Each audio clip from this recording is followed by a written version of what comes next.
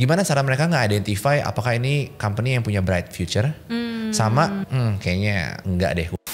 Kenapa I become a coach? Karena aku pengen, sorry to say, namparin talent. Sebenarnya kita kekurangan job opportunity-nya atau sebenarnya kita kekurangan quality talent-nya gitu.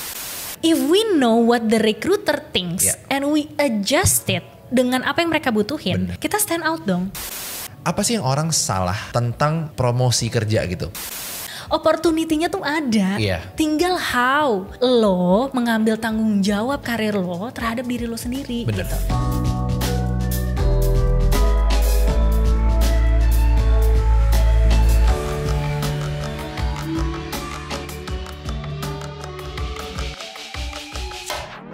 Halo teman-teman semua, hari ini gue gak sendiri sama Coach Anes. Yes. Makasih banget Mbak Anes sudah datang dari Bali dengar-dengar. Betul, iya kan? Sengaja buat Creativera. Masa iya, tapi seneng lah bisa datang ke sini. Pada intinya nanti gue akan kasih Instagramnya Coach Anes juga. Karena di Insights ini biasanya kita gak mau ngabisin waktu untuk kayak oh ini siapa nih segala macam karena kita pengen langsung ke buahnya gitu loh. Yes. Udah pada tahu lah orang-orang di sini gitu.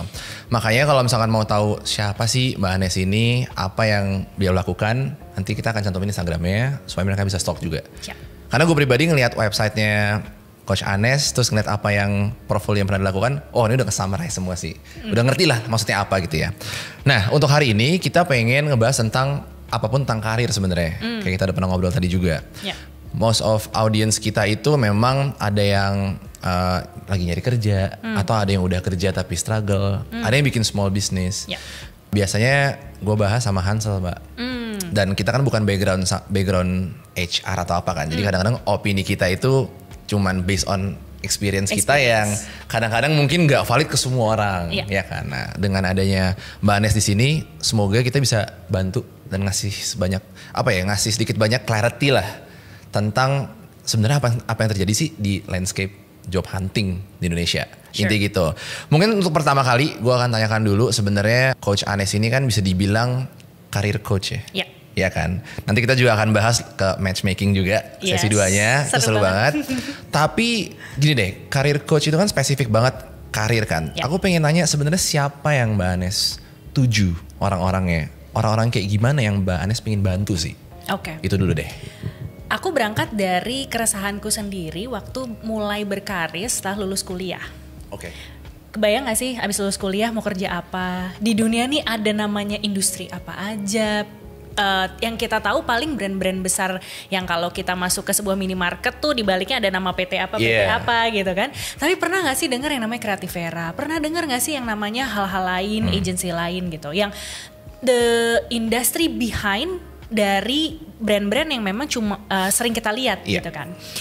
Out of that curiosity gitu, gue tuh kayak ngerasa gini, gue kok gak pernah diajarin ya di kampus tentang gimana caranya untuk memulai karir. Berangkat dari situ akhirnya aku memulai karirku sendiri dengan perjalanan menjadi seorang headhunter. Tujuannya adalah memang waktu itu gini, gue masuk dulu deh setahun, gue pengen tahu di Indonesia tuh sebenarnya bisnisnya ada apa aja, company-nya ada apa aja, industrinya ada apa aja, role-nya ada apa aja. Jadi gue tuh sambil kayak kerja sambil dapetin insight gitu tentang gue tuh abis ini mau next career-nya seperti apa. Rupanya gue kebablasan di rekrutmen gitu. Nah dari situ gue realize gini, banyak orang yang ketika gue rekrut, mereka juga nggak tahu kenapa mereka mau masuk company gue, kenapa mereka mau kerja di role tersebut gitu. Jadi banyak ketika gue tanyain, lu kenapa sih mau masuk ke sini? Lu kenapa sih mau jadi barista? Jadi saat itu role yang banyak aku hire barista tuh. Seru aja kak. Terus gue tanya, lu tahu nggak enaknya kerja jadi barista tuh apa? Karena banyak yang apply jadi barista itu, I would have to say anak-anak privilege. Jadi mereka yang nggak biasa di rumahnya nyapu, ngepel, beresin kamar mandi gitu-gitu ya. Terus gue kasih tahu dong, di sini kamu tuh kerjanya harus cuci piring, kamu harus ngelap toilet tuh pakai tangan kamu meskipun pakai glove sih gitu. Gue ngomong literally kayak gini. Terus mereka kayak shock gitu kayak, oh gitu ya, nggak jadi deh kak gitu. Nah di momen itu gue realize gini, ternyata masih banyak banget orang yang nggak ngerti tentang gimana untuk bertransisi ke dunia kerja. Setuju. Dan dari situ kayak nggak pernah ada ya namanya sekolah tentang karir gitu kan. Baru pas aku mulai terjun ke as a career coaching, baru akhirnya mulai muncul tuh gitu. Jadi yang aku sasar sebenarnya adalah orang-orang yang lagi bingung di masa transisi karirnya. Baik yang mereka baru lulus kuliah, baru mau masuk kerja, atau mereka yang zaman COVID kemarin itu kena dampak layoff dan mereka mau switching karir. Itu kan pasti bingung banget kan. Asli. Kayak gila, gue selama ini jadi IO, terus gue harus jadi digital marketer, gue mulai dari nol dong, gue mulai dari UMR lagi dong, gitu kan. Padahal aku selalu berpikir bahwa gini, ada loh poin-poin yang lo bisa jadiin itu strength lo dan lo nggak harus mulai dari nol lagi. Nah, gue tuh bantu mereka untuk gaining clarity, sebenarnya apa sih strength lo sebelumnya, apa sih yang bisa lo jual meskipun lo switching karir. Sama market yang ketiga itu adalah orang-orang yang mau growing their career. Jadi kadang-kadang banyak misalnya nih gitu teman-teman editor gitu kan, terus mereka bilang gue pengen jadi head editor one day. Tapi lo tahu nggak sebenarnya what it takes to become a head editor? Tahu sih mbak, kayaknya komunikasi gue masih jelek. Terus apa yang udah lo lakuin? Belum ngapa-ngapain sih mbak, ya no wonder lo akhirnya belum bisa mendekatkan ke sana. Nah tapi gue ngajakin mereka tuh untuk berpikir strategis. Kalau lo mau jadi sebuah role tertentu, kita tarik mundur sebenarnya skill apa yang masih gap. Dan itu yang bisa lo improve. Jadi itu 3 market yang benar-benar aku serve sekarang. Terus untuk channelnya apakah itu one on one session atau kayak kelas atau lewat online konten apa gimana? As a coach itu biasanya one on one. One on one, gitu. Nah, cuman kebanyakan orang-orang kan pasti belum tahu. Gue tuh kalau mau datang ke Anes itu ngomongin soal apa? Karena karir itu kan luas banget ya. Bahkan ada yang namanya leadership coach, executive coach dan segala macam. Takutnya orang-orang mikir bahwa aku cuma coach buat CEO level dan segala macam. Padahal aku tuh justru membantu orang-orang yang galau gitu kan. Karena mereka nggak confident dan segala macam. Karena aku tahu sebagai orang yang punya background psikologi, ketika kita bingung atau nggak confident, itu kita jadi stuck. Kita nge-freeze, kita nggak bisa bergerak. Padahal sebenarnya itu hanya karena semua masih di sini. Yang kalau kita obrolin sama orang lain dengan orang yang tepat, itu bisa teruraikan dan akhirnya bisa jadi produktif obrolannya. Kalau kita nanya sama orang tua kita atau sama teman kita, bisa jadi mereka akan ngasih saran berdasarkan menurut mereka apa yang bagus buat kita. Tapi kan belum tentu dong saran orang lain emang yang paling tepat buat kita. Kan. Nah aku tuh ngebantu orang untuk mengklarifikasi, yang lo mau apa, yang lo bisa apa, lo punya resources apa aja, gitu. Lo mau sekolah lagi apa enggak, lo punya waktu berapa lama, lo punya tabungan berapa. Jadi gue tuh tanyain sampai detail supaya gue tahu posisi dia sekarang di mana dan dia mau kemana. Jadi sebenarnya ini coaching itu butuh personalized banget. Makanya gue providing one on one. Tapi memang kalau tidak semua orang berkesempatan untuk one on one, karena kalau ngomong one on one harganya cukup lumayan, gitu kan. Pasti. Jadi gue mencoba untuk mendemokratisnya dengan ya udah gue bikin konten, at least buat orang tahu dulu value apa sih yang bisa lo dapetin kalau lo ngobrol sama gue, gitu. Dan beberapa akhirnya mengundang gue pun untuk menjadi trainer. Jadi misalnya gue ngadain grup coaching gitu, tapi itu lebih ke B2B sih atau company. Tapi kalau buat yang one on one atau orang-orang pada umumnya biasanya B2C-nya tuh aku lebih ke one on one. Jadi siapapun bisa booking di link aku, terus kemudian bisa ngobrol langsung directly sama aku. Karena banyak yang belum tahu sebenarnya. Ada career coach tuh banyak yang belum tahu. Mungkin di kalangan tertentu tahu gitu kan. Fun fact ya Mbak Anes, ini videographer, editor kita Dias nih, lagi di intersection. Iya kan Yas? Mau sekolah atau mau lanjut di sini. Nah ini mungkin lu dengerin ya, siapa tahu ngerti gitu loh. Apa nanti ada sesi Q&A ini? Nah lu boleh deh gitu. Maksudnya ini lumayan relate. Karena apa yang Mbak Anes tadi sebutkan, berapa tabungannya, mau sekolah lagi apa enggak, itu beneran terjadi di landscape kita. Betul. Even di company ini gitu loh, yang gak gede tapi kita ngerasain gitu loh. Aku mau nanya satu hal nih, sebenarnya pertanyaan pribadi yang terus terang sampai sekarang belum ada yang bisa jawab gitu loh. Agak makro sih, karena kan aku juga backgroundnya ekonomi, jadi kayak suka ngelihat data segala macem. Creative Era itu tuh actively hiring sebenarnya kita ini. Karena kita ngerasa untuk mencari talent-talent, terutama kalau kita di kreatif, itu gak mudah. Karena kan kita service based kan. Betul. Jadi ketika skill orang itu gak match, itu bisa mempengaruhi the whole company. Exactly. Iya kan, cara kita servisnya, nge-treat klien banyak lah gitu. Tapi di satu sisi, di sisi sananya itu banyak juga orang yang hunting buat job gitu ya. Banyak banget gitu loh. Tapi aku juga punya teman kan, kayak sebelah ada restoran, terus di sana ada fashion. Itu mereka juga actively hiring dan banyak banget gitu loh. Cuman aku bingung aja apa yang salah gitu loh. Apakah di Indonesia ya, kita nggak tahu di luar negeri. Sebenarnya kita kekurangan job opportunity-nya ya. Atau sebenarnya kita kekurangan quality talent-nya gitu loh. Agak sensitif sih. Menurut Mbak Anes gimana? Yang udah 10 tahun di HR kan pasti ngeliat tuh banyak sampel gitu. Di 2016 ketika aku mau apply untuk scholarship S2 ke luar negeri, aku jadikan isu ini sebagai in my letter of motivation lah gitu ya. Jadi yang aku lihat dari sisi makronya, simply the supply and the demand is not match.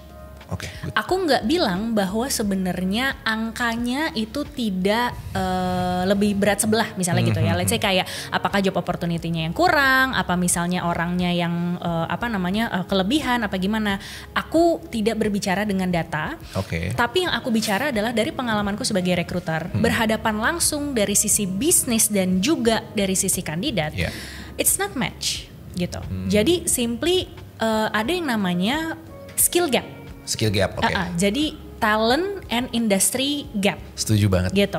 Jadi gap ini terjadi karena misalnya di perkuliahan mungkin masih ada jurusan-jurusan yang mengajarkan ilmu-ilmu spesialis banget nih. Tapi nggak diajarin gimana cara lu bisa cari duit dari profesi ini, gitu kan. Begitu juga dari sisi bisnis, gitu. Dari sisi bisnis dengan berkembangnya teknologi, gitu. Akhirnya yang banyak ke-hire, yang keserap ya orang-orang digital, orang-orang teknologi, gitu kan. IT dan segala macam. Makanya akhirnya pelan-pelan ke kandidat-kandidat tuh atau misalnya talent-talent Indonesia akhirnya pada upgrade ke situ, gitu. Karena mereka berusaha untuk catch up dengan industrinya. Tapi kecepatan antara kita belajar sama perkecepatan industrinya itu nggak match juga. Industrinya tuh kayak grow-nya rapid banget gitu kan. Jadi kayak udah sampai let's say level 7, tapi talent kita masih di level 3. Nah, ini yang kita sebut sebagai si talent gap ini nih gitu, bahwa sebenarnya banyak orang yang mungkin pas kemarin kuliah mereka belajar apa yang mereka suka, tapi nggak pernah diedukasi juga dari sisi institusi pendidikan bahwa yang dibutuhin itu sebenarnya apa sih, gitu kan, untuk menutup kebutuhan industri itu. And honestly, gue dulu di retail kan. Di retail tuh gue suffer banget gitu. Untuk orang-orang yang memang mau kerja di retail. Kerja di retail tuh bukan berarti bukan berarti anak-anak kuliahan, anak-anak yang udah S2 tuh gak bisa kerja di retail. Sebenarnya bisa. Tapi kan posisinya aja yang berbeda gitu kan. Apa yang lu bisa, apa yang lu suka, itu baru nanti kita matchingin. Nah itu tuh. Jadi gue sebagai rekruter tuh pas ngelihat kayak gini. Ini ada orang, dia sebenarnya bagus, tapi dia nggak bisa untuk kerja di sini karena simply interestnya beda, skill setnya beda. Jadi mau nggak mau gue harus melepas dia untuk ke industri lain. Pertanyaannya, apakah si kandidat ini kemudian bisa survive nggak untuk ngedapetin industri lain? Jadi karena nggak match, akhirnya nggak seimbang nih. Seakan-akan banyak orang, banyak supply gitu kan dari sisi talentnya sendiri, demand-nya pun sebenarnya banyak, tapi nggak ada yang match ke situ. Benar. Dan apakah pertanyaannya juga sejauh mana industri siap nggak untuk mendidik anak-anak ini? Karena kan di kuliahan, ya kita harus bicara fact gitu ya, bahwa banyak jurusan-jurusan yang nggak laku lah simpelnya gitu ya di dunia industri kan gitu. Business is business gitu. Bisnis membutuhkan orang-orang yang punya drive juga gitu, membutuhkan orang-orang yang juga bisa membawa ilmunya dia ke menjadi cuan, simpelnya gitu kan. Tapi kalau nggak dilatih dari zaman kuliah, berarti kan harus ada orang atau institusi yang melatih orang ini. Setuju banget. Jadi akhirnya gapnya tuh aku ngerasa gini, oke, kalau kita nggak bisa ngarapin dari institusi pendidikan yang ada dengan dari industri ini, maka apa yang bisa kita lakukan? Pilihannya tuh sebenarnya cuma, I would say 2 dulu deh. Yang pertama adalah si kandidatnya sendiri punya inisiatif dan proaktif nggak untuk belajar sendiri. Sama yang kedua, industrinya willing nggak untuk nurture si anak ini. Setuju. Kalau itu dilakukan, itu sebenarnya bisa mengisi gap tersebut. Iya, pelan-pelan kan. Yes. Karena aku pernah lihat orang bikin hashtag SDM rendah segala macam. Agak sedih kan sebenarnya ngeliatnya. Walaupun aku ngerti itu kalau di landscape secara satu negara ya pasti kan beda banget ya. Ada orang yang mungkin kerjanya di level tertentu sama yang level tertentu. Yang unskilled sama yang skilled kan pasti beda. Cuman maksudnya itu bisa diperkecil gapnya kalau mungkin dari segi mungkin kayak pemerintahnya atau kita sebagai industri players bisa andil ya, maksudnya kayak contribute gitu loh buat Bisa. naikin scale-nya. Bisa contribute, tapi sebagai career coach, kenapa I become a coach? Karena aku pengen, sorry to say, namparin talent.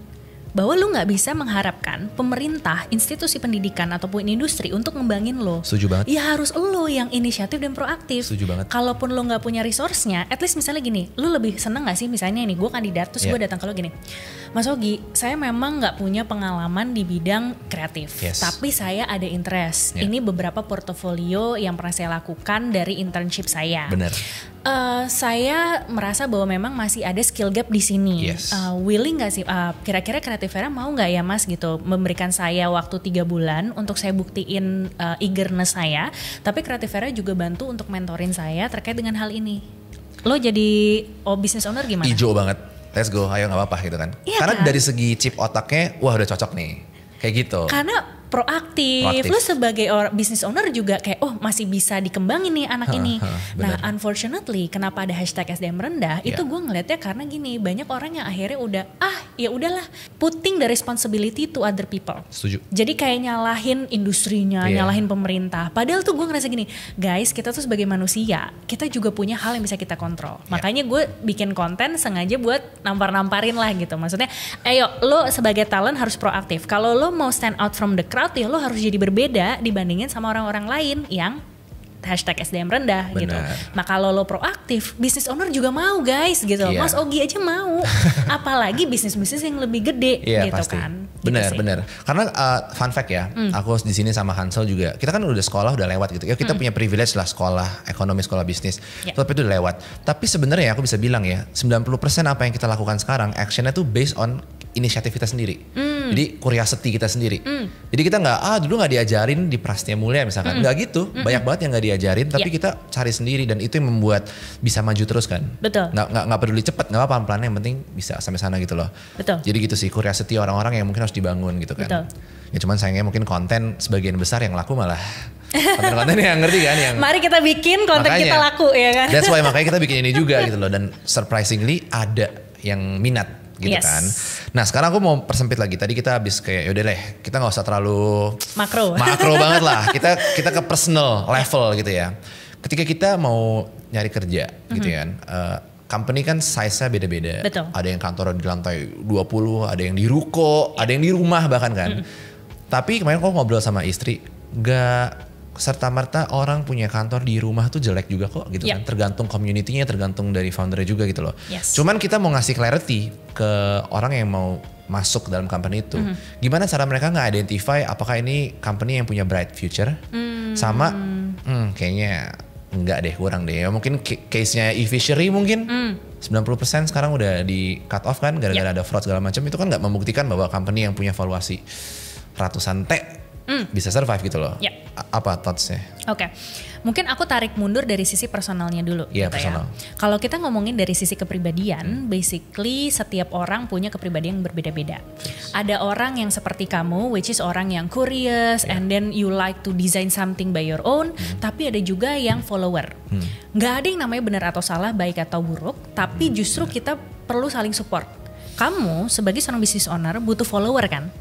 Karena kalau enggak, misalnya nih semua orang di dalam tim kamu, ini aja Mas Ogi, lu pusing juga, ya kan gitu. Jadi artinya seorang yang driven banget butuh follower, dan seorang follower juga butuh orang yang driven gitu. Nih simpelnya leader and follower lah gitu ya. Nah yang harus dicek ke diri sendiri dulu itu adalah are you a follower or are you a leader? Bukan berarti kita nggak bisa berkembang yang tadinya follower jadi leader. Bahkan as a leader pun kita juga harus bisa jadi follower. Bener gak? Karena sebagai leader pun kita harus follow apa? Regulasi pemerintah lah, urusan pajak-pajakan lah, apalah gitu. Karena kan ada kerjasama dengan orang lain kan. Jadi artinya gini, setiap orang itu punya kapasitas follower dan leadernya. Tinggal kita ngerasa kita lebih bobotnya tuh lebih besar yang mana. Itu harus mulai dari self awareness dulu. Karena kalau kita udah self aware, mau kita masuk ke company yang di gedung tinggi atau yang di ruko atau yang di rumah, kita tuh udah lagi nggak insecure. Ini simpelnya ya, atau anxious. Karena gini, kalau kita ngomongin company mana yang bright future, di ekonomi sekarang aku nggak bisa define one things gitu ya. All I'm saying, company yang akan bertahan adalah company yang memang akan diterima sama komunitas. Oke. Karena balik lagi dong, sebagai bisnis, we're serving the market. Kemakan gak sama market? Yes. Simpelnya, kita ngomong F&B deh, karena gue selama di DHR gue di F&B ya. Brand kopi tuh banyak banget. Iya kan? Oke, pertanyaannya, kalau gue mau buka coffee shop, apa yang akan membuat coffee shop gue berbeda?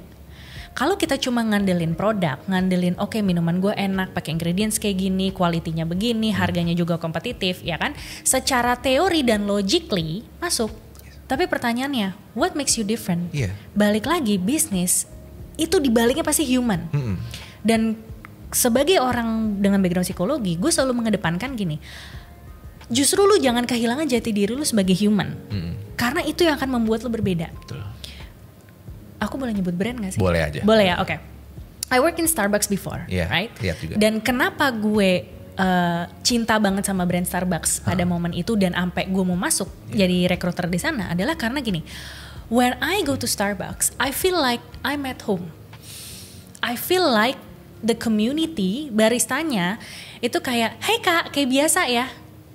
Gue gak harus ngomong panjang lebar, tapi dia udah tahu, hai Kak Nes, apa kabar? Yeah. There's a small talk, there's a written name, there's a quotes, apa-apa gitu yang dikasih. It's very personal. Dan itu buat aku key ingredients yang membuat Starbucks tuh beda dan akhirnya dia punya cabang besar di mana-mana dan diterima sama masyarakat. Gitu. Sekarang pertanyaannya, kita sendiri kayak kamu business owner, kamu kan service minded banget gitu kan, si kreatif ini.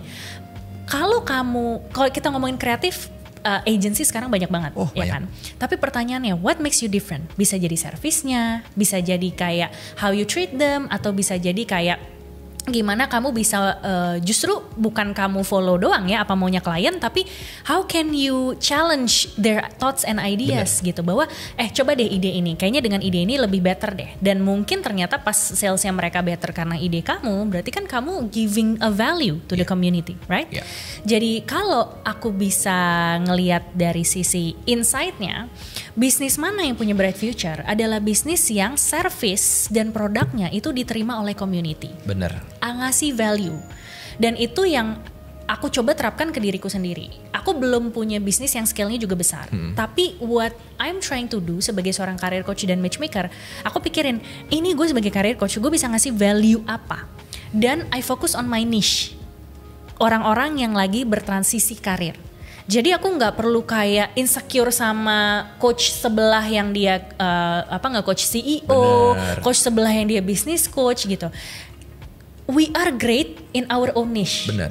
Nah, ketika leadernya atau business ownernya punya visi seperti itu, that's a bright clue bahwa ini adalah company yang mungkin bisa bertahan. Benar. Aku nggak bisa bilang striving atau enggak, tapi at least bisa bertahan. Karena kita terus mencoba untuk cari value yang bisa diberikan ke customer, different dan segala macam. Gitu. Nah itu jadi kalau kita sebagai kandidat mau melihat, oke, gue mau masuk nih ke sebuah company. Kita udah lihat dong company-nya kayak gimana. Terus kita coba cocokin. Ini yang orang suka lupa. Gue, Anes, bisa gak sih kerja di creative agency? Sebenarnya bisa. Tapi dibanding kerja di creative agency sama menjadi seorang career coach, strength aku itu berkali-kali lipat lebih bermanfaat kalau aku jadi career coach. Ngerti. So why I have to go to a creative agency untuk menjadi kreatif, yang padahal kalau gue jadi kreatif, setiap pulang kantor mungkin gue bakal capek banget, drain, dan akhirnya gue stress, burnout dan segala macam. So play with your strength. Jangan fokus untuk ngembangin kekurangan kita mulu, karena manusia kan biasanya berpikir gitu ya, what's lack from us, atau apa yang negatif dari kita. Tapi pikirin strength kita, what value that we can offer. Sebagai kandidat, kalau kita tahu what I can offer as a candidate, percayalah semua business owner pasti mau kerja sama dia. Bener, ujung-ujungnya self awareness sih. Yes. Ya kan, aku ada pertanyaan tentang self awareness nanti, aku pengen simpen dulu.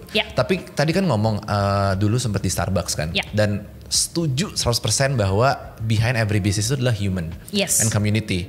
Kepikiran sedikit pengen di-share juga dikit aja, karena dibuang sayang gitu ya. Kita tahu kayak toko kopi tetangga Tuku kan, ya kan. Kemarin habis baca juga sih iseng-iseng gitu ya. Dia tuh punya cabang sekitar puluhan aja gitu loh, nggak sampai ribuan. Sedangkan kompetitornya siapa? Mungkin yang paling banyak sekarang Kopken kali ya, ada ratusan gitu ya. Tapi tahu nggak, fun fact-nya, aku juga baru lihat kemarin omset per cabang mereka itu 4 kali atau 5 kali lebih besar daripada Kopkan punya gitu loh. Yeah. Maksudnya it's okay untuk grow slow, yes. ya kan? Tapi community itu strong banget gitu loh. Karena behind every business ya human bener kayak tadi gitu. Dan gue lebih di genre it's okay untuk grow-nya slow, yang penting kita build community gitu kan. Yes, it's sustainable kan. Sustainable. Karena balik lagi, sorry to say dengan adanya apa ya kayak startup zaman sekarang, orang tuh berasa pengennya instant gratification. Setuju. Tapi nggak semua orang tahan for the long game. Bener. Dan kalau kita tahan for the long game, ibarat kata gini deh, lu suatu saat nih gitu ya, Creativera ternyata mau lu rubah konsepnya menjadi sebuah interior design agency. Bisa aja gitu kan, tapi yang penting is it really what you want, right? Is it really what the market needs gitu. Jadi selama kita tahu diri kita siapa, I do agree with that, harus mulai dari diri kita dulu.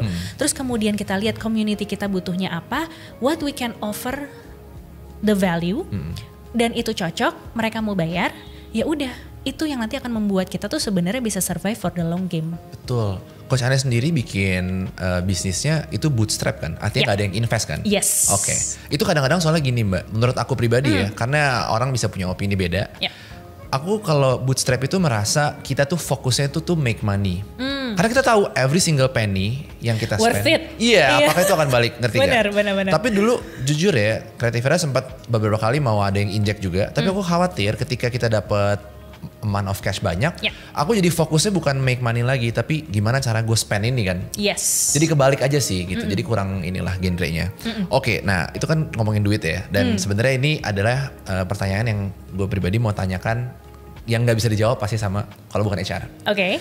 Selama 10 tahun jadi HR, headhunting segala macam, pasti kita punya akses ke yang orang lain gak punya akses. Yes. Which is adalah payroll. Betul. Iya kan? Dan kita tahu nih beberapa kayak, oke, kalau misalkan gue ngomong sekarang, ya kita ngomong aja. Tapi kalau HR tuh punya, di kepala itu muncul, nih payroll segini. Kayak iya tahu lagi, gitu. iya banget. Iya kan? Jadi kita tuh ada secara unconscious nggak ngejudge orangnya tuh value lu segimana gitu kan.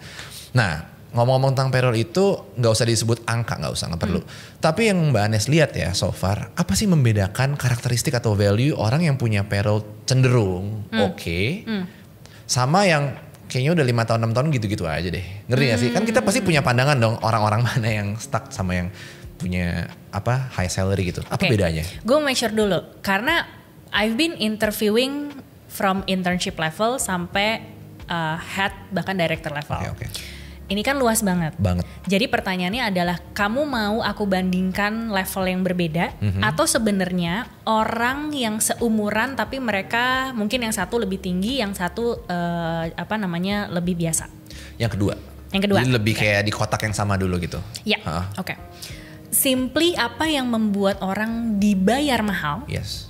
Adalah seberapa soft skillnya itu berguna untuk role-nya dia atau tidak. Soft skill. Okay. Yes. Aku bicara dari ranah HR, kita ketika meng-hire orang itu based on kompetensinya. Oke. Kompetensi itu terdiri dari 3 hal. Yang pertama adalah knowledge atau pengetahuan, yang kedua adalah skill atau keterampilan, dan yang ketiga adalah attitude atau sikap kerja. Ketika kita baru masuk menjadi seorang fresh graduate, biasanya kita akan dibayar mahal kalau apa? Kita punya attitude yang baik. Kenapa? Karena skill dan knowledge-nya pasti belum ada. Pasti. Kita harus belajar dulu, kita harus bangun portofolio, right? Jadi kalau kita fresh grad, kita mau dibayar mahal, attitude lu harus bagus. Oh, fun fact baru tahu sih. Oke. Iya, lu harus proaktif, lu harus inisiatif, lu harus energize. Sekarang gini deh, lu lebih pengen kerja sama orang yang kayak, "Hai, selamat pagi Mas Augie," atau yang kayak pagi. Iya, pasti yang semangat. Iya kan? Karena kan kita kerja as a team. Iya. Kita pengen menularkan the good influence, right? Kita pengen kerja sama orang yang semangat, kita pengen kerja sama orang yang kreatif. Jadi kitanya juga harus jadi orang yang kayak gitu. Iya. Jangan cuma mengharapkan kita di-influence sama orang, tapi kita juga nggak bring the energy. Ini simpelnya ya, sesimpel energi lo deh, lo senyum apa enggak, gimana lo ngerespon orang, lo bisa ngedengerin orang apa enggak. Itu tuh sebenarnya adalah attitude yang jarang banget orang punya ketika fresh graduate. Karena apa? Mereka rata-rata insecure. Aduh gimana ya, aduh gue ditanyain apa ya, aduh gimana ya. Jadi kalau pas lagi interview jawabnya gagu gitu. Tapi ketika misalnya dia pas di interview jawabannya itu confident, Oh iya Mbak, saya memang baru tahu tuh informasi kalau jadi barista itu mencuci piring dan segala macam. Tapi no worries Mbak, karena saya ngekos dan saya beresin ke kamar saya sendiri. Jadi harusnya hal yang kayak gitu nggak masalah. Kita lebih pengen kan orang kayak gitu. Banget. Nah, that's fresh graduate. Oke, sekarang kita move on ke middle management. Middle management, apa yang membuat orang akhirnya dipromosi lebih cepat dibandingin sama orang yang mungkin dia biasa-biasa aja. Itu. Balik lagi kita harus menjadi kandidat yang stand out dari 3 hal ini. 1, entah stand outnya dari sisi attitude. Jadi kita harus lihat nih di peer kita sendiri, skill dan knowledge kita gimana nih gitu. Kenapa Anes S1-nya psikologi tapi S2-nya gak ngambil psikologi lagi? Karena gue udah tahu banyak banget orang yang S1-nya psikologi, S2-nya ngambil psikologi lagi. Gue gak mau main di situ. Yang gue pengen main adalah gue menjadi orang yang berbeda. I have to stand out. Dan waktu itu aku ngeliat ada opportunity gini. Oh, ini kedepannya kayak role HRBP atau HR Business Partner. HR yang menjembatani antara bisnis dengan people-nya itu bakal rising kayaknya. Gue punya intuisi tuh di situ. Oke, berarti what I should do adalah gue harus offering something different. Berarti gue harus ngerti perspektifnya bisnis. So what should I do? Ya udah, gue ngambil S2 bisnis. Dan gak banyak orang psikologi yang ngambil S2 bisnis. Satu angkatan gue pun paling cuma gue sama 1 orang. Berarti 2 orang dari sekitar 40 sampai 60-an gitu kan. Berarti 2 dari 60 gue stand out dong. Bener. Ya kan? Jadi gue gak ngelihat gue kecil. Gue ngelihat justru ini something different that I can offer. Dan itu yang akhirnya membuat aku keterima kerja. Aku sempat kerja di Max Coffee. Sebelumnya aku ada career gap full time. Jadi abis dari Starbucks sebagai talent acquisition manager, aku sempat jadi career coach part time. Dan pas aku keterima di Max Coffee, aku di-hire sebagai senior HRBP manager. 1, naik level. 2, scope kerjanya lebih lebar. Kenapa? Karena gue tahu what I can bring to the table. Gue sebagai seorang recruiter dan gue punya background career coach, gue bilang apa yang bisa gue bantu untuk nurture anak-anak lo di Max Coffee. And I talk directly to my CEO, I talk directly to my CFO. Gue bisa ngomong sama si level, gue gak takut untuk dimarahin sama mereka. Kenapa? Gue ngelihat kalau gue dimarahin sama mereka, itu tuh pembelajaran buat gue. Ngerti gak sih? Yang gue gak akan mungkin dapet di sekolah manapun. Pasti gak mungkin. Nah itu yang gue lihat, oke. Bisa gak gue punya simply growth mindset. Gue ngadepin itu hal yang berbeda. Jadi kalau kita middle management dan kita mau berbeda, lihat di sekeliling kita skill dan knowledge apa yang kira-kira memang bisa kita unggulkan. Kalau nggak pun ya cari skill lain yang memang bisa kita jadikan keunggulan. Sama yang terakhir attitude, balik lagi.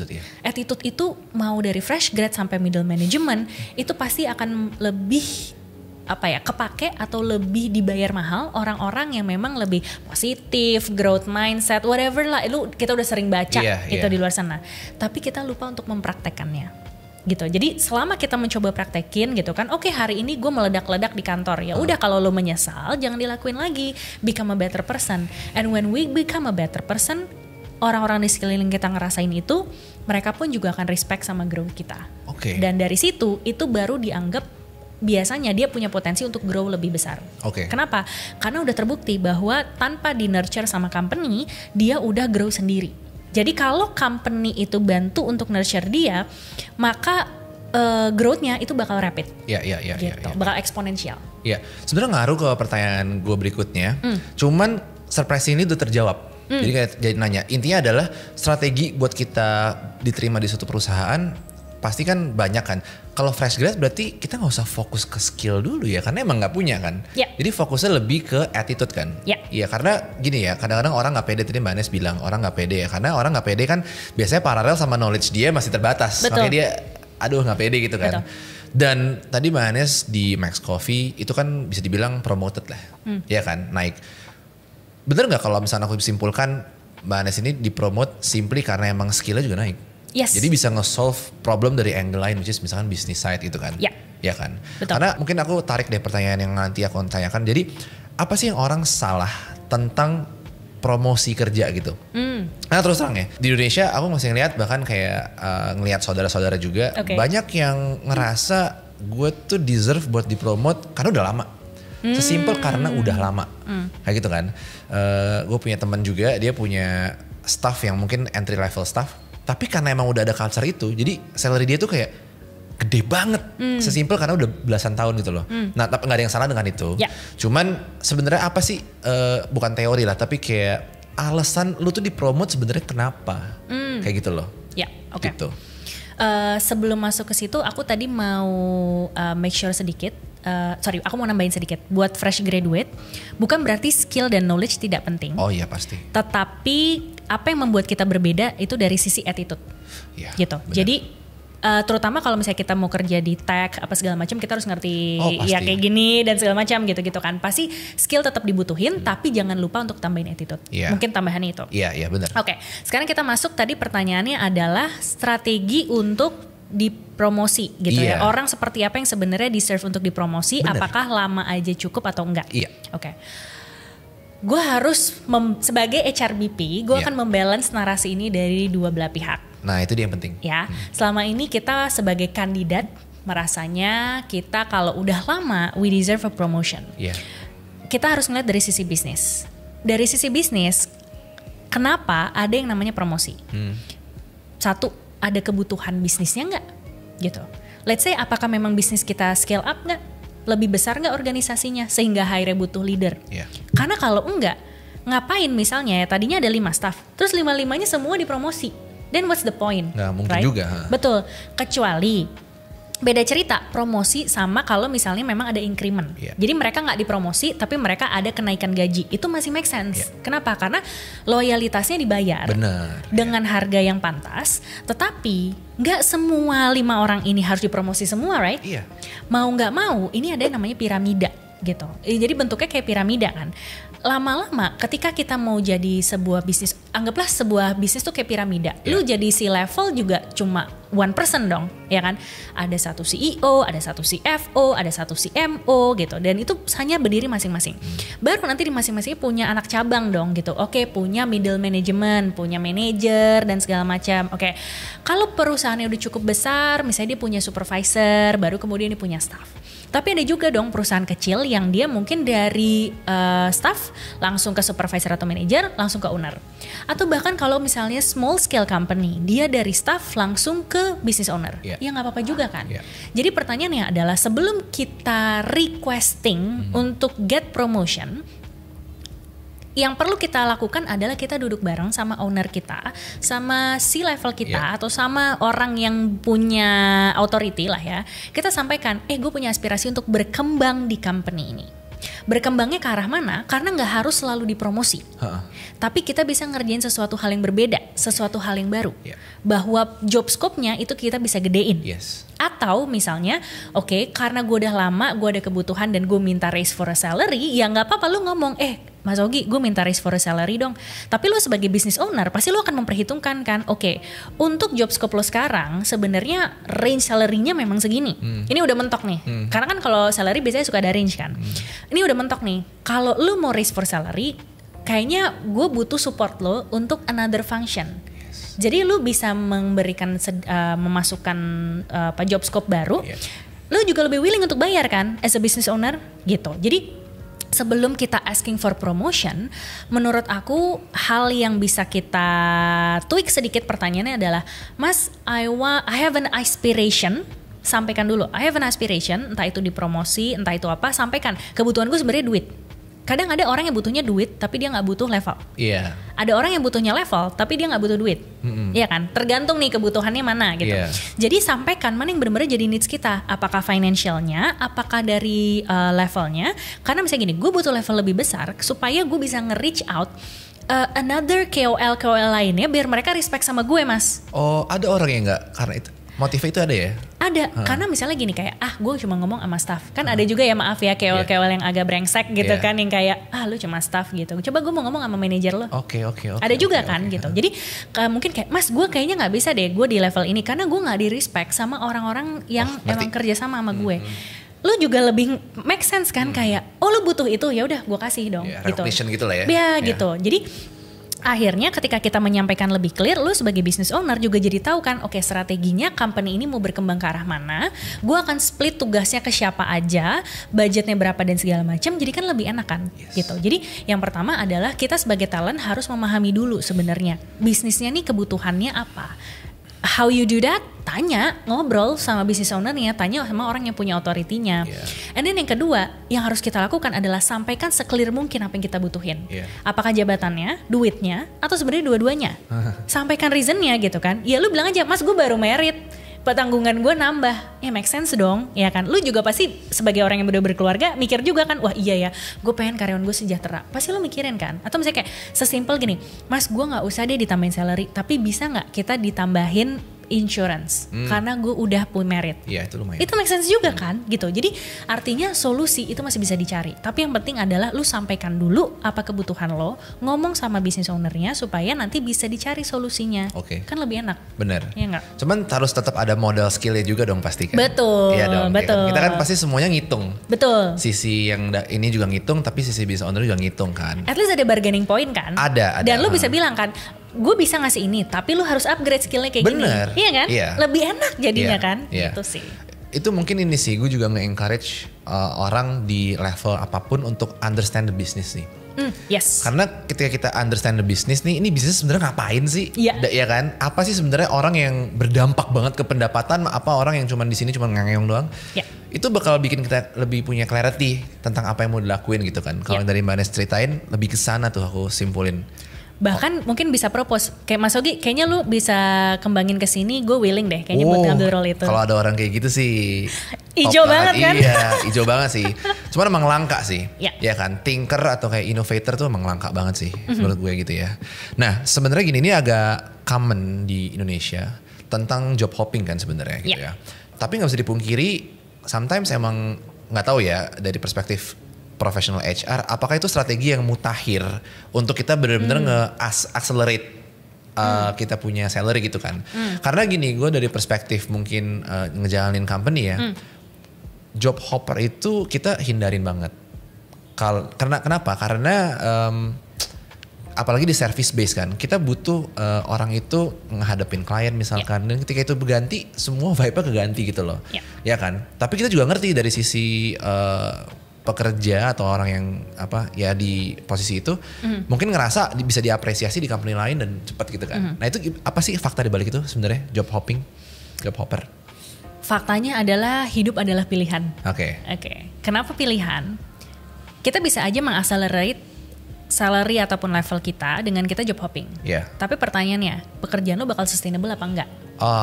Good. Karena ketika lu jadi business owner ataupun HR yang udah di akhir-akhir nih, setelah melihat patternnya dia job hopping, lu juga pasti males dong. Iya. Benar nggak? Lu bisa mengakselerate, tapi kalau akselerasi lu strateginya kurang cantik, lu akan delay job hopper dan kedepannya mungkin malah karir lu akan terhambat gara-gara itu. Itu kayak quick gains doang berarti ya? Yes, instant gratification once again, right? Nggak semua orang balik lagi bisa play for the long game. Jadi kalau misalnya memang kita mau mengakselerasi karir kita, based on my experience, kembangkan diri kita, invest in yourself, gitu ya.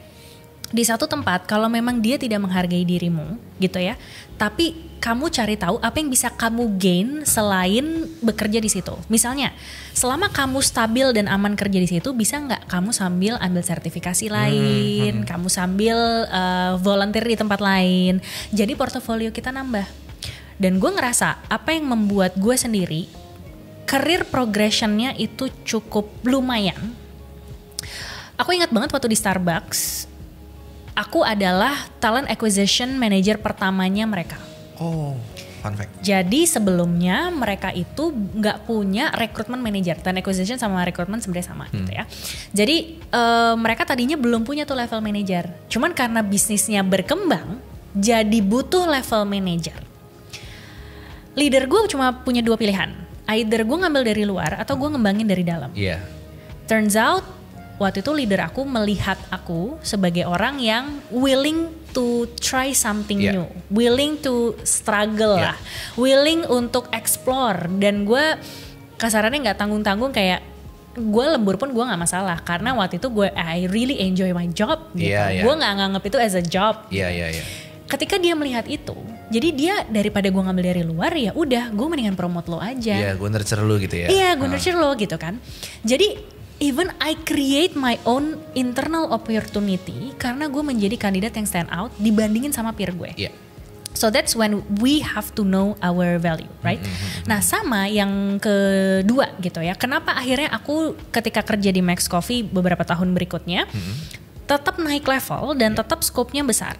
Karena setelah dari resign dari talent acquisition manager, aku tidak berhenti berkembang. Jadi kenapa waktu itu aku resign, namanya hidup kita pasti ada di titik bawah ya kan. Jadi waktu itu aku lagi sambil kerja, sambil kuliah S2, sama satu lagi waktu itu mamaku lagi sakit. Ketika ngerjain tiga hal ini, aku tuh burn out banget, overwhelmed. Bayang. And I know kayak gue udah gak sehat, badan gue udah berat banget, gue naik tangga ngap-ngapan, even sampai gue tuh bangun pagi aja tuh gak kuat. Gue apa sih bangun siang, gue telat terus dan segala macam. Gue tahu, I'm not productive. Gue mau gak mau harus ngurangin satu. Apa yang gue kurangin? Gak mungkin mama gue tinggalkan. Family. Ya kan, family. Karena gue berpikir gue gak akan tahu nyokap gue hidup sampai kapan karena waktu itu beliau sakit kanker.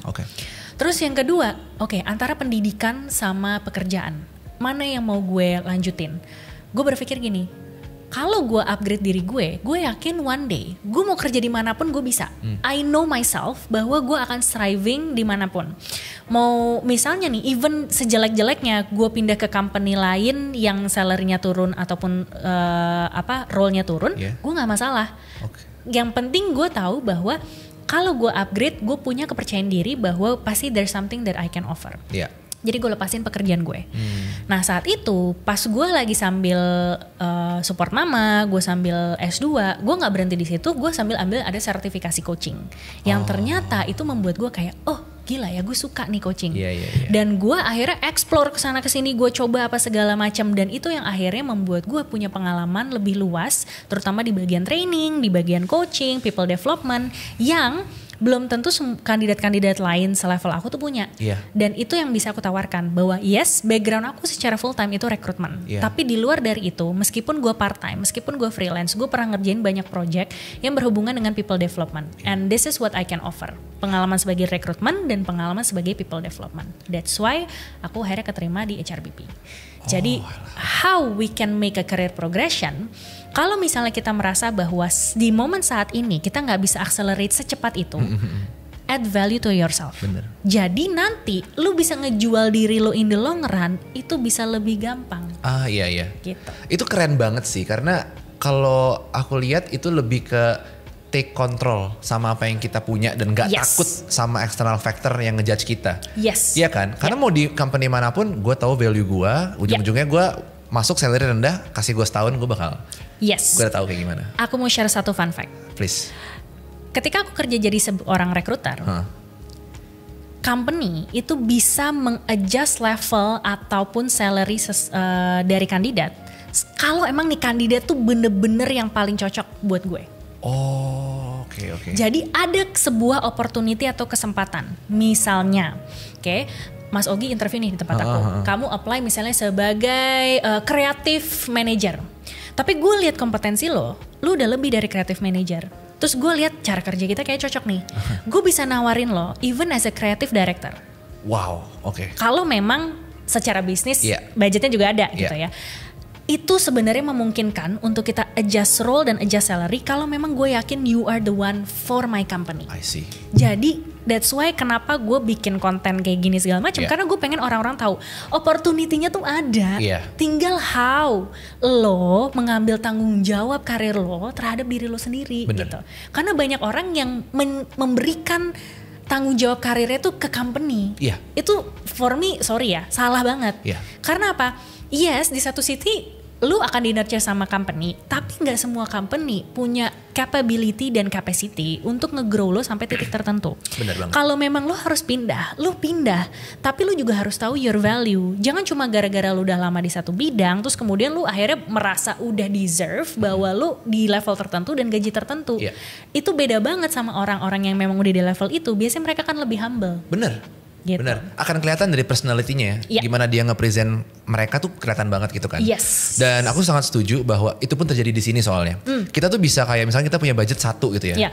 Kita bisa naikin jadi Oke, 5 masuk. Ya. 5 kali lipat gitu. Karena kita mikir, oke gue gak tahu lagi nih mau orang kayak lu di mana, udah lu masuk aja sekarang. Itu ada aja. Exactly. Iya kan, dan ternyata itu happen juga di perusahaan yang jauh lebih gede ya. Yep. Bener ya? Betul. Oke. Nah sayangnya opportunity kayak gitu gak akan didapetin kalau kita gak explore diri kita terus. Exactly. Iya kan? Karena kalau dari cerita Mbak Anes gak stop untuk nge-upgrade diri dan skill kan. Even kayak kita punya iPhone juga OS-nya di-upgrade terus kan. Iya bener. Kalau nggak lemot, ya kan gitu. Ya oke, upgrade OS otak itu penting banget. Itu jarang banget dimilikin lah. Nah ini terus terang kita pernah punya masalah ini tentang office politics. Kita di sini orang nggak banyak. Kita masih di tahap puluhan belum sampai ratusan gitu kan. Tapi office politik udah ada. Iya kan. Dan adekku juga kerja kan di Kantar. Nah dia tuh juga cerita seperti iya nih ada beberapa office politik tapi masih santai lah gitu kan. Tapi menurut Mbak Anes, apakah kita harus riding the office politic in order supaya kita bisa belong? Dan ujung-ujungnya, karena kan pasti adalah subjektivitas kan, pasti untuk kita saling ngejudge di community gitu. Apakah kita justru harus kayak, oke, berarti ini office politic something yang gue harus hindarin, atau kayak ya udah gue harus belong gitu? Oke. Again itu pilihan sih. Oke. All I'm saying, understand the politic system. Oke. Karena pasti ada di setiap tempat. Pasti. When we understand the system, akan lebih mudah untuk kita ngakalin sistemnya. Karena kita bisa memposisikan diri seperti apa. Even yang tadinya pilihannya cuma riding the politics or even enggak sama sekali, kita mungkin bisa memilih di tengah-tengahnya. Kita jadi tahu kapan gue harus riding dan kapan gue diem aja. Gitu. Let's say gue harus riding politik misalnya ketika politik kantor ini sudah mengganggu pekerjaan gue dan kemudian menjelek-jelekan nama baik gue dan segala macam, gue harus riding dong. Kenapa? Karena balik lagi ini udah gak sehat buat gue. Iya, resiko. Ya, tapi kalau misalnya office politik ini gak ada dampaknya ke gue, cuma gunjingan-gunjingan semata divisi lain dan kehidupan pribadinya, ya udah sih gitu, nggak ada impactnya sama gue, ya udah gue nggak usah ikutan. That's how I stand myself gitu ya di dalam politik. Tapi as an HR, mau nggak mau gitu kan, kadang-kadang aku harus membalance dua ini. I have to know kapan politik ini harus gue intervensi dan kapan politik ini nggak perlu gue intervensi.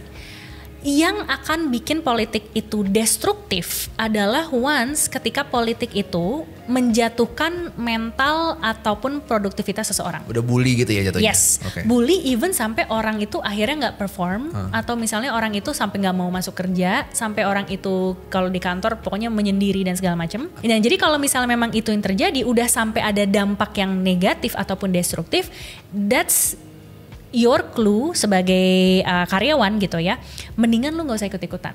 Karena kalau lu ikutan, lu bakal ikutan destruktif juga. Pasti. Gitu. Jadi know the context, know the system, tahu kapan kita harus involve dan tahu kapan kita harus menarik diri. Terutama kalau involve kalau itu berkaitan dengan karir kita, berkaitan dengan keamanan pekerjaan kita, involve. Tapi kalau misalnya ini nggak ada hubungannya dan hanya gunjingan semata, ngomongin pribadi orang dan segala macam, back off gitu. Karena jangan sampai suatu saat ini jadi masalah, terus lu kegeret-geret, padahal lu cuma nggak sengaja sekali dua kali ikut gunjing-gunjingan, tapi lu dianggap sebagai salah satu pelakunya. Who knows? Tapi ujung-ujungnya semua pilihan kan. Kalau nggak nyaman ya tinggal keluar aja gitu kan. Exactly. Itu pilihan ujung-ujungnya. Tadi Mbak Anes di awal di sesi ini kita sempat bahas tentang career switch kan. Udah dijelasin dikit kayak gitu. Dan career switch ini tuh jadi salah satu topik yang lumayan rame. Aku lihat di, kalau tahu nggak sih account Instagram namanya The Woke Salaryman, tahu nggak? Iya kan? Tahu. Itu tuh salah satu best content mereka itu adalah tentang yang career switch. Keren banget gitu kan. Cuman Mbak Anes punya perspektif beda tentang orang kalau mau career switch nggak harus dari nol. Iya kan? Please explain itu in detail. Maksudnya gimana tuh? Aku akan bicara dari pengalamanku sendiri. How do I career switch? Yes please. Karena aku tuh bisa dibilang udah 4 kali career switch. 3 kali lah gitu ya. Season pertama pekerjaanku adalah sebagai seorang recruiter. Season kedua sebagai seorang career coach. Season ketiga sebagai seorang HRBP. Dan season keempat ini sebagai matchmaker dan juga business owner. Iya, yang sekarang. Iya kan? Jadi gue udah 3 kali nih career switch sebenarnya. Nah, gimana caranya supaya gue tidak mulai dari nol? Setiap karir ini pada dasarnya mereka punya yang namanya irisan. Dan irisan itu gue sebutnya adalah transferable skill. Gitu. Jadi what we need to identify adalah apa skill, knowledge ataupun attitude yang bisa gue transfer dari pengalaman sebelumnya ke pengalaman gue sekarang. Masuk akal. Contohnya ketika gue menjadi coach itu tuh sebenarnya pilihannya banyak banget. ada yang even life coach. Tapi lu sekarang pertanyaannya, kalau lu sebagai audience datang ke life coach, lu mau ngomongin apa, lu bingung nggak? Karena terlalu general, right? So waktu itu gue sama suami gue, karena suami gue brand and marketing, dia bilang gini, choose your niche gitu, supaya lu building your audience dulu di situ, dan lu punya positioning yang kuat. Masalah lu nanti mau melebar kemana-mana itu gampang. Oke. Terus gue berpikir kan, oke, gue jadi seorang career coach, what I can offer ya? Sedangkan career coach yang selama ini gue lihat itu mereka executive coach, artinya memang untuk kayak C-level, manager dan segala macam. Padahal gue aja waktu itu baru manager gitu kan. Siapa gue sotoy banget gitu kan jadi coachnya mereka. Even though sebenarnya bisa kalau secara skill, tapi I don't have the confidence. Pasti. Nah, apa yang membuat gue confident adalah gue mikir gini, ya udah deh, I play with my strength or I play with my background. Dan background gue selama ini apa? Jadi recruiter. Oke, gue mau coach, gue pengen ngajarin orang tentang berhubungan sama rekrutmen. Gue identify lagi, apa sih waktu itu pain point gue sebagai recruiter, dan apa yang gue lihat pain point seorang kandidat. Karena kan kandidat tuh banyak banget yang gini, oh HR kayak gimana ya, mereka tuh nebak-nebak isi kepalanya HR, right? Jadi gue mikir gini, wah gue bisa nih jadi career coach yang memberikan perspektif kepalanya HR. Although sebagai seorang career coach pun dengan background HR, isi perspektif kepala gue nggak sama persis sama mereka, karena gue ngelihatnya harus lebih dari makro. Benar. Karena ketika gue ngebantu coach gue macam-macam mas. Ada yang dia backgroundnya engineer, ada yang dia backgroundnya marketing, ada yang dia backgroundnya finance accounting. Jadi mereka kan punya background yang berbeda-beda. Mereka mau masuk ke industri yang beda-beda. Gue harus paham itu semua dong. Benar. Gue coba crack the system, gimana caranya supaya gue tahu gitu kan, gue bisa bantu mereka dari sisi apa. Jadi how do I help a coachee dalam sesi coaching gue untuk mereka bisa masuk ke pekerjaan yang mereka pengen. Gue ajak mereka untuk cek 3 job opportunity yang pengen lo apply. Kita baca bareng-bareng di situ job description-nya sama kualifikasi yang dibutuhinnya apa. Karena setiap industri, setiap role itu pasti berbeda-beda. Pasti. Ada yang namanya role-nya berbeda, tapi sebenarnya job desk-nya sama. Ada yang nama role-nya sama, tapi job desk-nya berbeda. Iya, istilah-istilah doang. Exactly, right? Jadi kita nggak bisa cuma sekedar ngelihat dari sisi title-nya doang. Kita harus ngebedah tuh isinya. Dan once gue ngebedah 3 isi itu, that's how I can help them. Nih, yang dicari sama rekruternya berarti orang yang kayak gini. Jadi gue membaca isi kepala rekruternya through the job description and the qualification. Gue translate ke kandidat. Nih loh, berarti kalau dia butuh orang yang punya pengalaman 5 tahun, lu di dalam summary CV lo harus ada tulisannya bahwa gue punya pengalaman total 5 tahun lebih atau 8 tahun. Ini salah satu practical tipsnya gitu. Jadi biar orang tuh biar rekruter nggak capek baca CV lo, karena lu membantu untuk mereka dengan komunikasi yang lebih baik. Iya, nge-adjust gitu kan. That's personalized atau tailor-made CV buat rekruter. Keren. Dan ketika kita udah bisa nge-crack itu, rekruter ngebacanya akan lebih enak dan mereka akan lebih ngeliat potensi kita. Dan itu gue buktikan sendiri dengan beberapa coachee gue, yang gue punya satu coachee, dia itu mother. Dia udah sekitar 3 tahun sampai 4 tahun gak kerja. Levelnya tuh sebenarnya udah head of marketing. Dia bilang, gue selama setahun belakangan ini coba apply ke puluhan job, tapi gue gak dipanggil-panggil. Once kita revamp CV-nya dengan My Way, 1-2 bulan kemudian dia akhirnya dapat 2 panggilan interview. Ini dia, oke. Yang artinya gitu kan, if we know what the recruiter thinks and we adjust it dengan apa yang mereka butuhin, kita stand out dong. Banget. Nah, that's how I crack the system. Jadi kalau misalnya ditanya kayak, gue lupa pertanyaan awalnya apa? Pertanyaan lebih ke career switch. Oke, career switch. Oke. Jadi kalau kita mau career switching gitu ya, artinya gini. 1, kita benar-benar harus self-aware apa aja strength yang kita punya. Yang kedua, dengan role yang kita pengenin in the future, itu berarti apa sih kira-kira skill yang masih bisa ditransfer. Benar. Dan yang ketiga, kalau masih ada gapnya, grow in that. Jadi ambil sertifikasi, kayak volunteer, kayak apa kayak untuk memenuhi gap tersebut biar lo bisa sampai sana. Bener banget, ini relate banget karena kita kan belum punya HR department di sini. Jadi kita tuh kalau mau hire orang di Creativera itu sesuai sama usernya. Jadi kalau misalkan mau nyari dari sisi account executive atau business side, biasanya sama gue tuh. Kita kadang-kadang lihat CV kayak misalkan orang daftarnya sebagai contoh ya, creative strategist gitu. Tapi semua experience-nya digamblangin. Bahkan sampai yang ada nggak relevan sama sekali gitu ya. Even jadi kasir misalkan, itu kan relevan banget kan. Buat kita tuh turn off aja. Ngerti gak sih kayak berarti yang Mbak Anes cerita tadi itu benar masuk akal sih untuk kita lebih nggak usah kita tebar jaring terlalu banyak kan. Yes. Yang penting kita tahu strateginya apa yang dia cari gitu loh. Exactly. Iya. Itu sangat masuk akal. Biar efisien. Itu sangat masuk akal. Ini yang ngomong langsung HR loh, bukan gue gitu ya. Nah, lu sebagai user mengalami isu yang sama. Mengalami hal yang sama, tapi kan mungkin gara-gara background kita bukan di sana, jadi kita ngerasa ini kayaknya kita doang deh, ya kan. Mungkin gara-gara size company-nya. Ternyata enggak ya, di luar sana banyak orang yang nggak customize itu. Betul. Ya kan.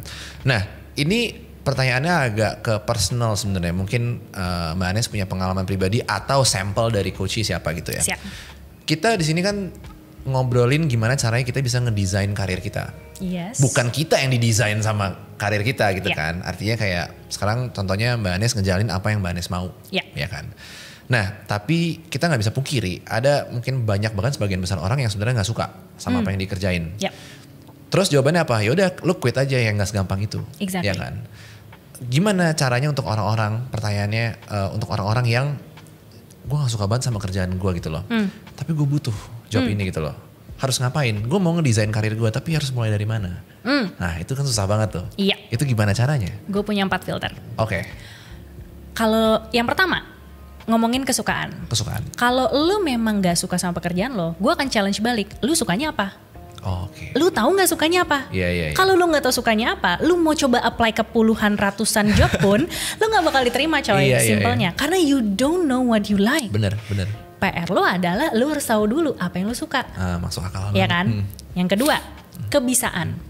Balik lagi, ngomongin kompetensi, it's all about skill, knowledge, sama attitude. Jadi kalau kita ngomongin soal kebisaan, lu bisanya apa dari yang kemarin, dan lu abis ini mau kemana, ya kan? Kalau ada gapnya, baru lu isi di situ. Dan orang gak akan mau hire lo kalau lu cuma sekedar mau, tapi lu gak berusaha untuk bisa. Iya kan? At least kalau lu punya gap skill, tapi lu udah ada usahanya, lu sebagai business owner juga lebih oke kan? Kelihatan lah. Yes. Jadi ngomongin soal kebisaan itu juga yang harus kita filter bahwa apa yang kita bisa dan mana nih kira-kira dari 100% yang kita bisa berapa sih yang masih bisa kita transfer. Jadi supaya nggak mulai dari 0, 20% pun it's okay. Bahkan sesimpel ya, ini kalau aku dari pengalamanku sendiri, sebagai seorang recruiter, aku mau nggak mau banyak interview orang ngajuin pertanyaan, ya kan? Dan pertanyaan ini akhirnya bisa skill untuk bertanya bisa aku translate ke career coach. Untuk coaching, skill bertanya ini bisa aku pakai ke podcast. Artinya satu skill interview aja sebenarnya bisa untuk di beberapa role. Exactly. Jadi itu ngomongin kebisaan. Oke. Yang ketiga ngomongin kebutuhan. Ini bukan kebutuhan kamu, tapi kebutuhan market atau kebutuhan audiens. Jadi sekarang udah, kalau tadi 2 nih terkait sama diri sendiri. Sekarang kita harus balance sama eksternal. Eksternal artinya lo harus tahu, kalau lo mau sesuatu dan lo bisa sesuatu, market juga butuh apa enggak? Market butuh insight itu apa enggak? Gue yakin, gue pede kenapa gue jadi career coach, karena gue tahu bahwa what I'm saying this, ini bukan masalah benar atau salah. Ini bukan hanya perspektif satu orang yang menurut pengalaman gue doang. Tapi gue udah ngobrol sama banyak coach, gue ketemu banyak recruiter, sehingga gue bisa ngeliat dari sisi makro. Dan itu yang gue tawarkan, right? So that's why ketika gue jadi career coach, gue tahu bahwa gini, ini adalah ilmu yang dibutuhin sama orang-orang yang mau berkarir. And that's why gue lebih pede dan akhirnya gue bisa mengejar karir ini. Jadi tanya ke audiens, ini kira-kira kalau gue tawarin gini, lu sebenarnya butuh apa enggak? Ya kan? Bisa jadi audiens butuh, tapi yang keempat dan terakhir, mereka mau bayar apa enggak? Karena balik lagi, we live in a business world lah simpelnya, ya kan? Ada ekonomi yang terus berputar. Apakah hal yang kita tawarkan orang mau bayar apa enggak? Misalnya, Anes sebagai career coach ngasih tarif 100.000 sama ngasih tarif 1 juta, itu dua-duanya ada yang mau. Tapi orang yang datang ke aku kualitinya berbeda. Pasti. Gitu. Jadi dari situ aku tinggal memilih dong. Ada orang yang mau bayar karir coaching 100.000, ada orang yang mau bayar karir coaching 1 juta. Pilihan aku mau serve yang mana? Gitu kan. Saat ini aku mencari, misalnya fokusku adalah aku mencari dampak sebesar dan seluas-luasnya. Coaching itu hanya one on one. Jadi kalau gue mau dampak seluas-luasnya, gue gak bisa ngambil banyak coaching. Gue akan ngambil coaching yang memang berkualitas, berani bayar mahal supaya waktu gue worth it. Sisanya waktu gue pakai buat apa? Content creating, yang which is dampaknya lebih besar dan eventually nge-serve market yang mau bayar 100.000. Bener. Gitu. Business skill. Baik lagi. Iya, jadi 4 filter ini harus mulai dari diri sendiri dulu. Apa yang kita suka, apa yang kita bisa. Terus baru kemudian kita cek sama eksternal, apa yang dibutuhin sama market dan mereka mau bayar apa enggak. Bener. Ini yang disebut sebagai ikigai. Ikigai? Yes. Iya. Gue pribadi belum menemukan ikigai sih. Kayak masih kan ikigai 4 tadi ya. Yes. Kayak gue masih kayak 3 lah gitu. Masih ada no 1. worries. Ya? So, itu kan sambil berjalan kan. Gue pun baru kayak super yakin banget sama karir gue tuh setelah gue 10 tahun men. Jadi kayak ya udahlah gitu. Yang penting pilihan, ask yourself, karir ini pilihan lo apa bukan? Bener. Jangan sampai lo ngikutin apa kata orang atau suruhan orang, eventually lo menyesal. Bener. Kalau gue soalnya orangnya anti menyesal gitu. Jadi kayak mendingan gue nyesel gagal gitu ya daripada gue nyesel nggak mulai. Iya. Gitu. By the way yang terakhir itu kan tentang willingness orang buat pay kan, willingness to pay lah bisa dibilang kalau di kuliah tuh dulu. Iya kan, willingness to pay. Bener. Itu bukan berarti harus bisnis juga, tapi bisa jadi dari company-nya berapa willingness to pay di salary itu kan bisa juga. Yes, agree. Ya kan, betul. gitu. Ya berarti kita harus cukup understand the bisnis juga. Kira-kira ini range-nya berapa nih betul, gue? Ya kan, nggak bisa asal gitu loh. Tadi kan sempat di-mention tentang kayak semacam Mbak Anes tuh nemuin, gue suka akhirnya coaching. Part of self-discovery lah bisa dibilang ya kan. Gue pun menemukan, ternyata gue suka di kreatif dan gak ngerasa kayak kerja itu ya mungkin 2 tahun 3 tahun setelah ngelakuin. Ya kan.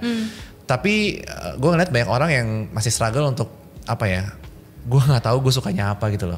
Apa yang mereka effort apa yang mereka bisa lakukan supaya dalam proses self discovery mereka akhirnya mereka bisa menemukan ternyata gue suka ini loh. Karena kadang-kadang bias kan. Ya. Gue suka ini tapi ternyata enggak karena gue suka ini gara-gara gue mau lihat orang gue suka ini doang gitu loh. Ada kayak gitu. Iya, exactly. Gimana caranya biar true to yourself gitu loh. Kalau gue tuh suka ini gitu loh. Oke, have the courage to explore.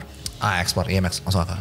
Ini kalau aku bisa nge-quotes Gary V gitu ya, di beberapa video-videonya Gary V tuh dia selalu bilang gini kayak, even lu belum bisa make it now untuk kerja dengan passion lu nggak apa-apa gitu loh. Lu pilihan lu mau kerja pakai passion apa enggak terserah. Tapi kalau emang lu pengen kerja according to your passion, pertanyaannya apa passion lu gitu kan. Dan selama lu belum afford to get there, it's okay untuk ngerjain pekerjaan lu sekarang, tapi lu punya sampingan atau lu akhirnya di waktu-waktu lain lu explore hal yang lain. So eventually you will know kayak apakah this is really what I want or not. Explore ya. Karena gini, pernah ada yang ngasih tahu gue dulu orang tua bahwa Augie gak akan pernah tahu apa yang kamu suka, makanan apa yang kamu suka kalau kamu gak pernah nyoba makanannya. Ya kan, suka sushi ya belum pernah makan sushi gimana tahu suka apa enggak. Betul. Jadi ya explore. Betul. Coba semuanya gitu loh. Betul. Nah itu dari keluarga gue pribadi gitu ya. Tapi kalau menurut Mbak Anes nih, seberapa sih keluarga, family atau circle satu kita nih, ring satu kita mempengaruhi karir journey kita? Mbak Anes sendiri orang tua polisi ya dua-duanya, ya kan? Betul. Pengaruh gak sih culture yang dibangun sampai Mbak Anes tuh kayak oke, harus ini, biasanya anak dokter harus jadi dokter gitu kan? Pengaruh gak sih? Sebenarnya pengaruhnya cukup besar kalau kita ngomongin dari sisi psikologi. Kenapa? Karena kita kan grow itu berdasarkan didikan beliau-beliau ini gitu kan. Tapi ada juga orang tua yang memang menuntut lo harus ngikutin jalur gue. Ada juga orang tua yang nggak apa-apa, ya udah lo ikutin aja kemauan lo. Ada orang tua yang kayak terserah lo mau ngapain, lo tanggung jawab sama hidup lo sendiri. Spektrumnya banyak gitu kan. Jadi pilihannya sebenarnya gini. Kita nggak bisa milih kita lahir di keluarga mana. Bener. Tapi kita selalu punya pilihan untuk kita abis ini mau menjadi apa. Selalu ada pembelajaran yang bisa kita ambil dari orang tua kita. Mana yang bisa kita ikutin, mana yang enggak. Kalaupun lu harus ngikutin karir sesuai dengan apa pilihan orang tua lo, that's your choice. Eventually that's your choice. Gitu. Karena lu memilih pilihan orang tua lo. Kalau lu memang nggak mau ke situ, you fight for it, gitu kan. Akan ada friksi nggak? So pasti gitu kan. Even gue pun kerja jadi matchmaking sekarang, mak comblang, emak gue pun nanya, lu ide dari mana sih gitu mau berkarir kayak gini? Gitu kan? Tapi gue bilang ada loh mam orang yang mau bayar gitu kan. Karena jadi gini, gue realize orang tua gue tuh sebenarnya cuma takut gue nggak bisa hidup dari pilihan pekerjaan gue.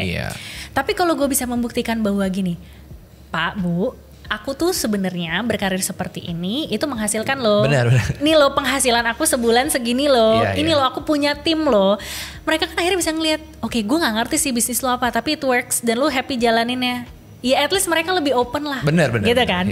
Jadi how you fight for it, sometimes ya you have to be responsible of your choice. Benar. Jadi kalau lo memang udah milih itu, be responsible with it dan at least pahamin orang tua lu tuh sebenarnya ketakutannya apa sih gitu, sampai kenapa lu disuruh jadi dokter, lu disuruh jadi polisi lagi gitu. Dan kalau lu mau memilih hal yang lain, sampaikan kenapa menurut lu ini penting. Benar gitu. Iya, karena kan zamannya beda ya kan. Bahkan maksudnya gue pun ngelihat kayak anak-anak yang sekarang yang lahirnya 2000 ke atas udah aneh, revenue stream mereka tuh udah aneh gitu loh. Menurut gue kayak mereka bisa streaming live terus dapat kayak ratusan juta tuh udah hah, nggak make sense. Sedangkan kita capek-capek pitching gitu kan. Betul. Jadi kayak udah nggak make sense. Jadi mungkin gue punya saran buat anak-anak yang struggle kayak gitu, karena gue kan millennials juga kan. Jadi intersection dulu juga sempat kayak sebenarnya bukan nggak dibolehin sih, tapi dibolehin. Cuman kayak bukan dilirik sebelah mata lah, kayak lu kuliah bisnis tapi lu videographer, ngerti kan? Buktiin aja kalau lu actually making money. Udah itu doang kan. Lu survive, lu gak ngerepotin, bahkan bagus kalau lu bisa support. Iya kan? Iya, itu aja sih kuncinya. Nah, cuman kalau cuman sok-sokan tapi gagal ya lu tanggung gak bisa jawab. proof itu. Nah, sekarang ini sebenarnya lumayan penting banget nih pertanyaan ini. Jadi pertanyaan ini adalah tentang kita itu sering banget kerja setiap hari dari pagi sampai sore itu untuk orang lain gitu loh. Ya kan, mau itu profesional maupun itu business owner gitu loh. Termasuk business owner. Kenapa? Karena kayak hari ini pagi gue kerja untuk nanti jam 2, setengah 2 pitching untuk klien. Kita gak ada waktu buat mikirin kita gitu loh. Ya kan, gue baca di berbagai tulisan, semua konten tentang journaling segala macam, dan itu adalah hal baru terutama buat gue pribadi. Journaling ya nanti coba jelasin journaling itu apa, tapi pada intinya kenapa itu bisa sepenting itu untuk kita tuh punya self awareness kan. Kita tuh ada di mana. Iya kan? Apa sih sebenarnya journaling dan kenapa penting banget gitu? Oke. Iya.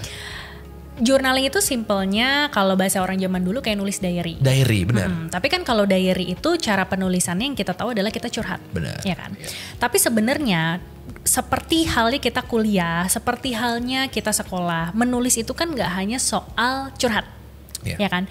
Tapi sebenarnya menulis tuh kita bisa membantu untuk menstrukturkan pikiran sama perasaan kita. Pasti. Contohnya seperti itu. Nah, Anes nih contohnya adalah kalau secara kepribadian itu feeling banget orangnya.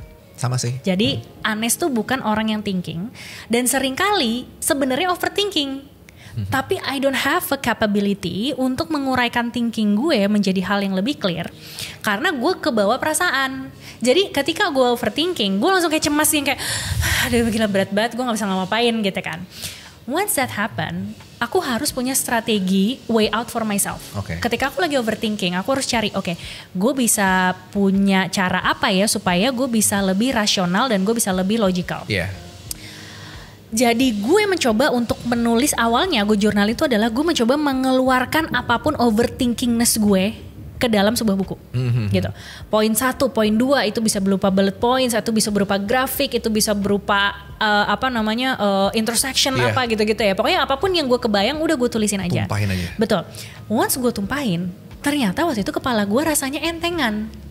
Di situ gue ngerasa gini, lah kok enak ya. Nah, dari situ gue realize gini, kayaknya cara ini works buat gue. Terutama kalau gue struggling with my overthinking, my anxiousness terhadap masa lalu, terhadap masa depan gitu ya. Karena dia cuma di sini doang. Tapi once kita tulisin di buku, besok-besok kita bisa baca lagi. Jadi kayak akhirnya space kepala gue yang tadi penuh banget mumet akhirnya bikin gue freeze, itu ketika gue tuangin ke buku, itu membantu gue untuk lebih produktif karena gue bisa lebih present moment. Itu adalah journaling. Jadi intinya apapun yang sebenarnya lo lagi pikirin ataupun lo lagi rasakan, lo tulisin aja dulu.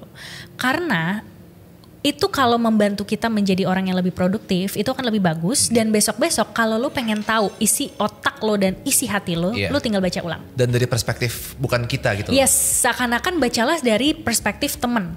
Jadi waktu itu yang gue sadarin adalah gini, pas gue baca, Anes tuh negatif banget coy. Gue tuh baru realize gitu, gue pengen aspiring jadi coach, gue pengen growth mindset apa segala macam.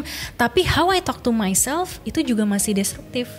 Misalnya kayak, kenapa sih lo Nes kayak gitu, lo nggak jelek banget tau gak sih, lo tuh gagal, lo tuh gini-gini. Terus gue kayak, gila gue harsh banget ke diri gue sendiri. No wonder I feel pressured. Karena gue sendiri ngomong ke diri gue kayak gitu. And then pelan-pelan I try to reframe it. Kita kalau di psikologi ada namanya reframing. Jadi mengubah kata-kata yang tadinya itu negatif atau kurang baik menjadi kata-kata yang lebih positif. Jadi kalau misalnya kayak gila lo Nes, ngapain sih lo kayak gini, lo bego banget gitu ya. Jadi kalau misalnya gue udah kayak, wah gue gak boleh nih ngatain diri gue sendiri bego. Kata bego ini gue ganti, misalnya gini, ya udah Nes, gak apa-apa kesalahan kali ini jadikan pembelajaran, abis itu lo grow out of it ya. Kira-kira apa nih poin pembelajaran dari sini? Kan lebih positif kan? Bener. Dan itu yang setelah gue lakukan dari 2016 sampai sekarang, alhamdulillah membantu gue untuk menjadi pribadi gue yang sekarang. Jadi kalau lo ngeliatnya gue ngelihatnya happy atau misalnya oportunis atau misalnya pokoknya kayak ngelihat possibility segala macam, gue nggak akan bisa jadi diri gue sekarang kalau gue nggak ngelakuin journaling itu. Bener. Gitu. Dan tau gak sih content creation yang kayak kita lakukan sekarang itu tuh menurut gue pribadi part of journaling juga. Yes. Gak tau kenapa. Kayak gue look back ke video setahun 2 tahun lalu, ngapain sih nih orang ngomongnya nggak jelas, mesti belepotan gitu kan. Tapi kalau hari ini udah beda banget. Apa kan dari substansinya, dari apa udah beda banget. Dan itu membuat kita realize, oh kita ada progress. Dan ketika ada progress lo lebih confident gak? Bener. Nah banyak orang gak realize bahwa mereka tuh gak confident. Karena mereka itu membandingkan diri mereka sama orang lain. Bener. Padahal seharusnya yang kita bandingin adalah kita udah punya progress apa belum. Progress sekecil apapun itu yang akan membuat coach aku itu confident. Dan hopefully kalau teman-teman pengen lebih confident, coba cek lagi progres kamu so far. Dan setiap progres itu sebenarnya berharga banget. Pasti. Tahu nggak, kita aim tadi 40 menit ya. Sekarang tuh 1 jam 15 menit. Wow. Banget kan? Karena emang semenarik itu menurut gue pribadi gitu loh. Oke. Gue mau request sebelum kita masuk ke segmen yang kedua, ya chapter yang kedua, yang which is ini adalah segmen yang sangat gue tunggu-tunggu tentang matchmaking dan tentang percintaan nyari jodoh. Gue request mau toilet break dulu. Boleh. Karena mau pipis. Oke, kita cut dulu ya. Sampai ketemu di chapter 2.